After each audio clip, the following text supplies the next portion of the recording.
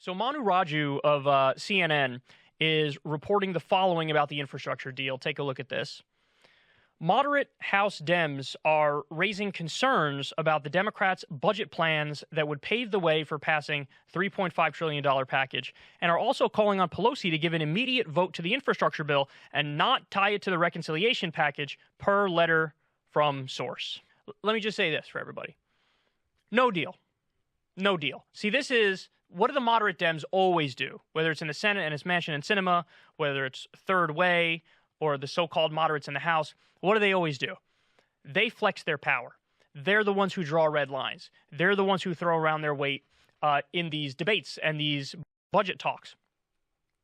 No deal. Not doing that anymore. And we have been screaming at the left flank in Congress to do the same fucking thing. Let's play the same damn game. In fact, let's play it even better. Let's play it even harder. Let's raise them every time they dare make a move.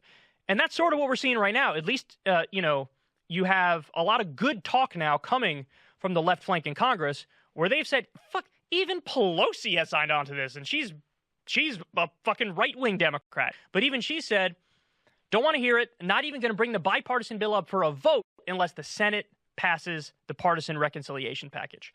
Don't want to hear it. Conversation over. Now, if you want to use that position, we'll tank it all if we don't get the partisan infrastructure bill. If you want to use that position to then do a hardline negotiation on the partisan reconciliation human infrastructure bill, that's fine. But what I would say is it really should be $2 trillion or more.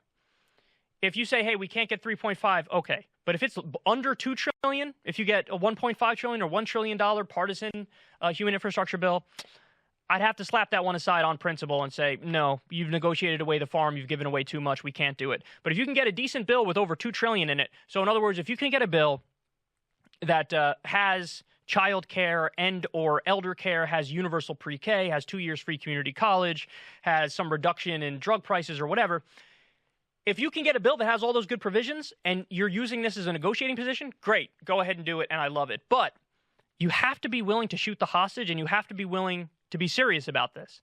So if they're, and listen, they are demanding it. They're demanding it. They're saying, Pelosi, you better have a fucking vote on the bipartisan bill. We're not going to let the human infrastructure bill ruin it. If I'm Pelosi, which God forbid, thank God I'm not, or if I'm any of the left flank of the House Dems, I would release a statement right back and say, go fuck yourself. How you like them apples? Or just release a one-word statement and say, no. How you like that? Because they got to know there's a new sheriff in town, man. And what is it, a 3-vote margin in the House? So all you need is 4 House progressives to really start making demands?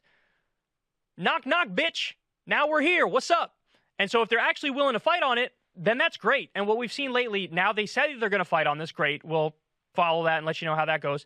But also now we've seen Cori Bush go out there and play hardball and sleep on the Capitol Hill steps and say, I'm not fucking moving unless you guys, bring back the eviction moratorium, bring back the eviction ban.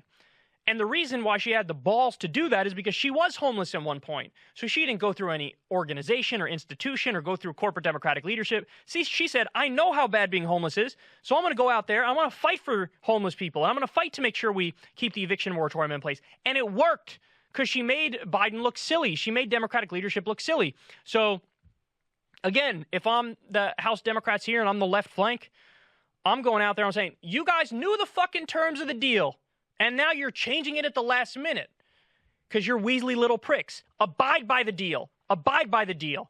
You know what the deal is. You want the bipartisan bill? Fine. You'll get our votes if and only if the partisan reconciliation human infrastructure bill gets through. Period. So they're trying to tank it, but call their fucking bluff. Because you know what? If we have to tank it to flex some muscle, that will pay political dividends in the long run. It might not feel like it, and you might get a round of terrible press, and the press probably will shit on the left flank anyway. But in Washington, in the halls of power, all of a sudden, now you're taken seriously. Because now they know, oh shit, we got to do something to please these motherfuckers. They're crazy. Exactly. The same trick that the moderates have been playing for decades, and now the left is learning. That's good.